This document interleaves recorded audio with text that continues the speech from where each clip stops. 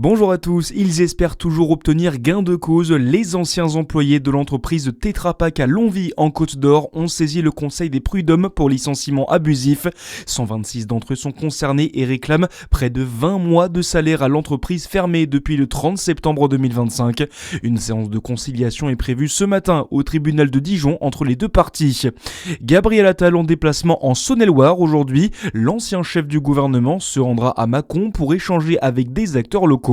Il visitera également un site industriel de méthanisation en dialoguant avec les salariés et les agriculteurs. La fin d'un long chapitre pour Dalloz Création. Le fabricant de verres de lunettes basé à Saint-Claude dans le Jura vient d'être placé en liquidation judiciaire.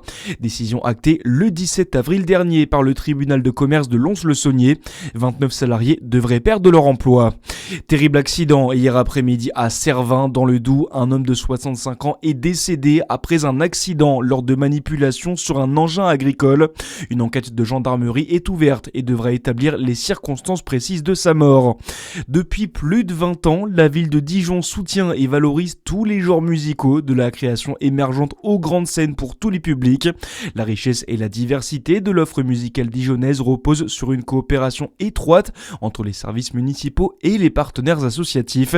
Tout au long de l'été, cette dynamique animera la ville. Christine Martin, adjointe à la culture. Bien évidemment, la musique, comme je le pense et l'ai dit, rassemble, nous fait vivre des moments d'exception, des moments d'émotion, comme on vient d'en vivre à l'instant avec cette jeune rappeuse Maria qui est extraordinaire. Si on veut parler des moments les plus importants de l'été, parce qu'ils sont incontournables, c'est la fête de la musique par exemple.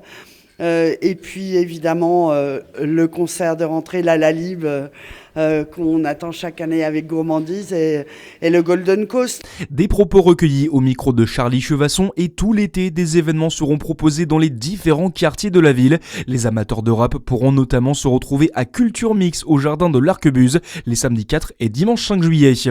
Dans l'actualité également, les recherches se poursuivent pour tenter de retrouver Liana. La jeune fille de 11 ans a disparu depuis presque une semaine à Fleurance dans le Gers et la procureure de la République d'Auch a donné quelques détails supplémentaires sur le profil du principal suspect mis en examen.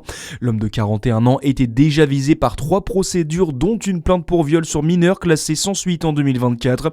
Une nouvelle plainte pour viol a par ailleurs été reçue hier matin. Et puis en basket, des débuts difficiles pour les Spurs en finale NBA. San Antonio est battu 105-95 par New York dans le match 1. Une défaite à la maison qui va compliquer la tâche pour Victor Wembanyama et ses coéquipiers. Le match 2 se jouera dans la nuit de demain à samedi, toujours à San Antonio.